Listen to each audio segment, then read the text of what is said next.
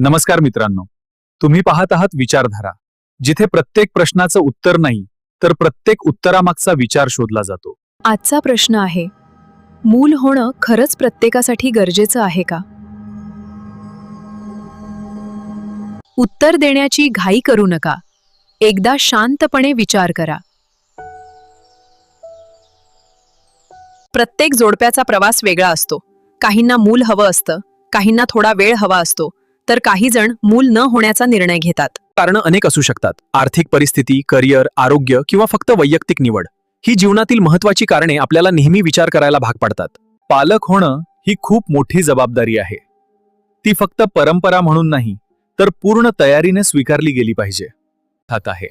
आज जग वेगाने बदलत आहे. वाढती लोकसंख्या, मर्यादित संसाधनं आणि बदलतं हवामान म्हणून मूल होणं हा प्रत्येकाचा वैयक्तिक निर्णय आहे. त्याचा आदर होणं हेच खरं महत्त्वाचं. एखाद्या महिलेची किंमत तिच्या मातृत्वावर नाही, तर तिच्या व्यक्तिमत्वावर ठरते.